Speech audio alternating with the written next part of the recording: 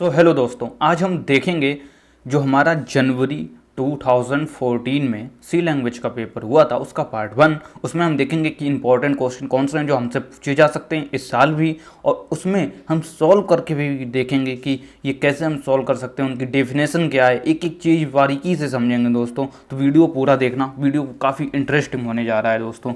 ठीक है, तो हम स्टार्ट करते हैं फर्स्ट क्वेश्चन से जो कि मल्टीपल चॉइस है। उसमें हम मैचिंग में ट्रिक भी बताते चलेंगे आपको कि कैसे इन्हें सॉल्व करना है। ठीक है, फर्स्ट जो हमारा है, what will be the output if you will compile and execute the code following C code.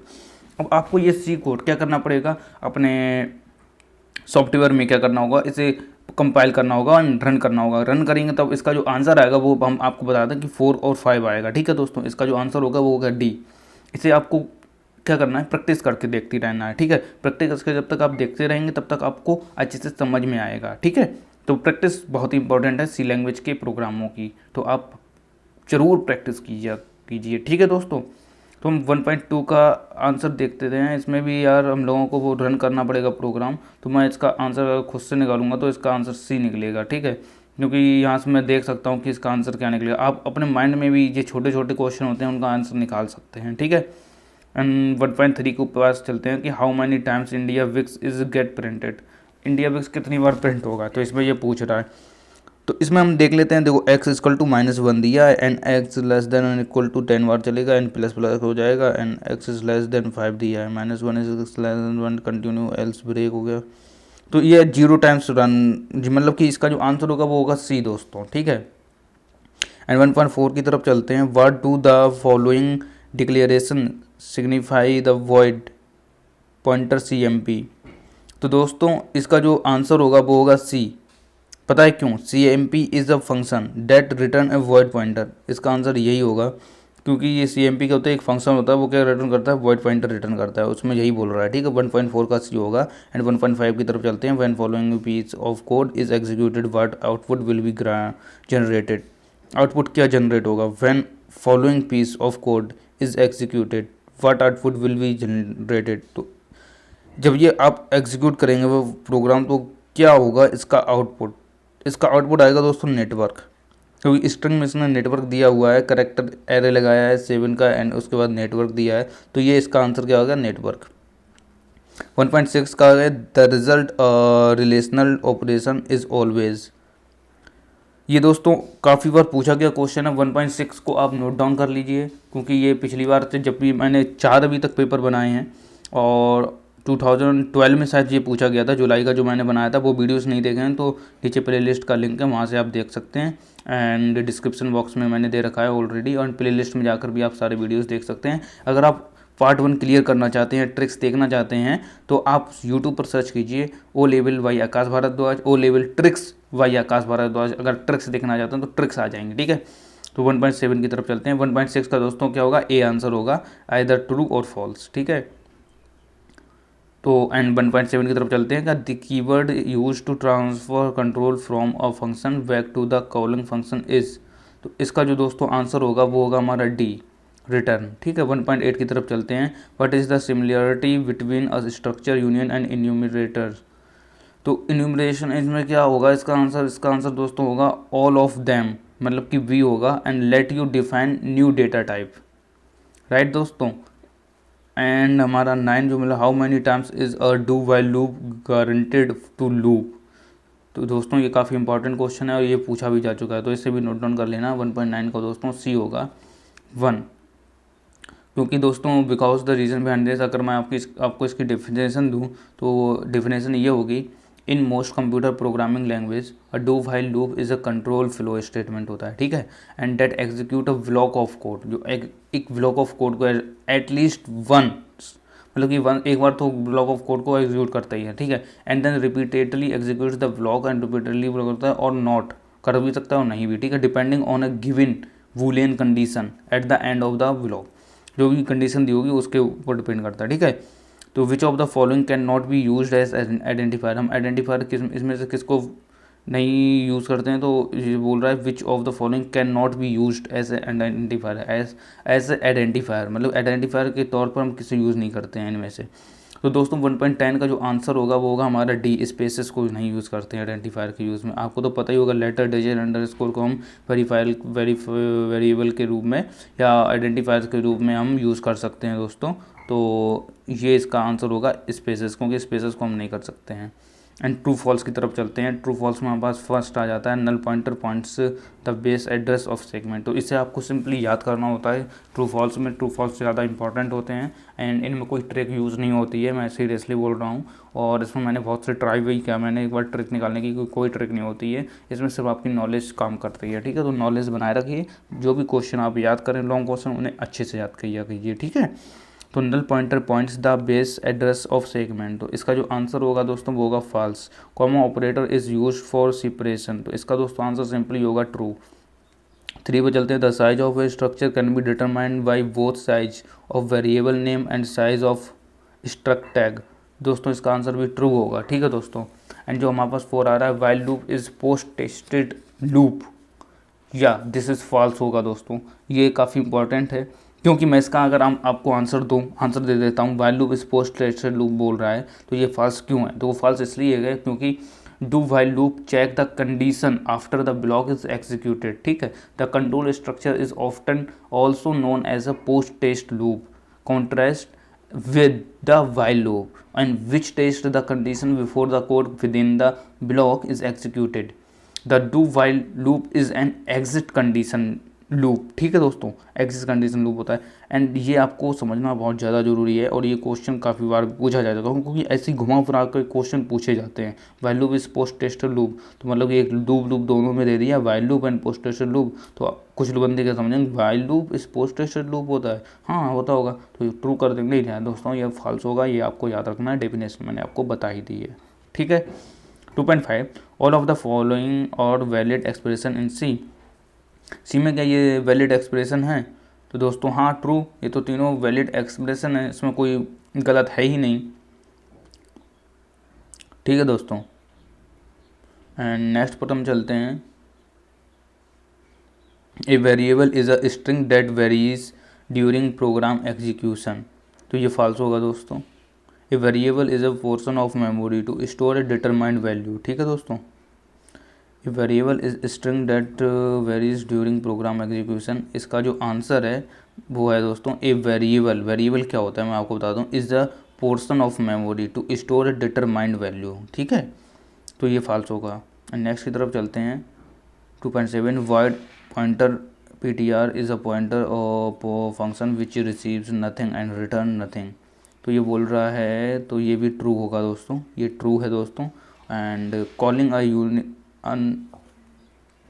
अनिशलाइज्ड variable will provide zero value, दोस्तों इसका आंसर होगा हमारा फॉल्स, ठीक है। और जो हमारा 9th बन रहा है वो है C language can not be used for database manipulation, तो दिस इज़ ट्रू, ये ट्रू है। And in C if you pass an array as an argument to a function value of elements in array actually get passed, false होगा दोस्तों ये। हम चलते हैं 3 point, मतलब कि ये सबसे ज़्यादा इंपॉर्टेंट है, इसकी मैं ट्रिक्स भी आपको बताता चलता हूँ। Size of white pointer in white, तो ये तो सिंपल है दोस्तों, इसका जो आंसर होगा यहाँ पर आपको 2 मिल जाएगा। यहाँ पर देखो 2 साइज़ दिए हुए हैं, एक तो एच में दिया है 1, एक एफ में दिया है 2, तो इसका जो साइज होगा दोस्तों वो 2 होगा, ये आपको याद रखना है, ठीक है। अब हम चलते हैं दूसरे की तरफ। P I can be written as, P I को हम कैसे रिटन कर सकते हैं? तो इससे हम पढ़ सकते हैं जो हमारा जे में आंसर दिया है पॉइंटर पी प्लस आई, ठीक है, इसे हम ऐसे भी लिख सकते हैं, ठीक है। तो इसका जो आंसर होगा वो होगा जे। यूनियन क्या है? यूनियन इसमें दिया है, तो इसका जो आंसर होगा दोस्तों वो होगा is union is a memory, मतलब कि ये क्या है, आई वाला आंसर होगा। Union is a memory location that is used by several different variables which may be और डिफरेंट टाइप, ठीक है दोस्तों। तो इसका ये आंसर होगा मैलॉक पूछ रहा है, मैलॉक क्या है? तो मैलॉक दोस्तों को, मैलॉक की डेफिनेशन अगर हम इसमें दें तो मैलॉक 3.4 में मैलॉक की जो डेफिनेशन होगी वो होगी allocates memory but does not clear memory, ठीक है। तो इसका जो आंसर होगा ई होगा दोस्तों, ठीक है। एंड 3.5 की तरफ चलते हैं। टाइप डी ई एफ क्या है? तो इसका जो दोस्तों आंसर होगा वो होगा can be use to create variables of old types, मतलब कि जी आंसर होगा टाइप DEF का। तो ऐसे आपको अगर वीडियो देख रहे हैं तो आपको जल्दी याद भी हो जाएगा, जल्दी समझ में भी आएगा। अगर आपने और वीडियोस नहीं देखे हैं तो वो वीडियो ज़रूर देख लो दोस्तों, क्योंकि वो काफ़ी इंपॉर्टेंट वीडियो हैं। ठीक, इंट पॉइंटर P10, तो इसका दोस्तों जो आंसर होगा वो हमारा होगा P is a pointer to an array of integer, मतलब कि ए। स्ट्रक्चर पूछ रहा है, स्ट्रक्चर की डेफिनेशन पूछ रहा है, तो इसकी देखो सिंपल स्ट्रक्चर की डेफिनेशन होती है, वो आपको यहाँ पर देनी होगी।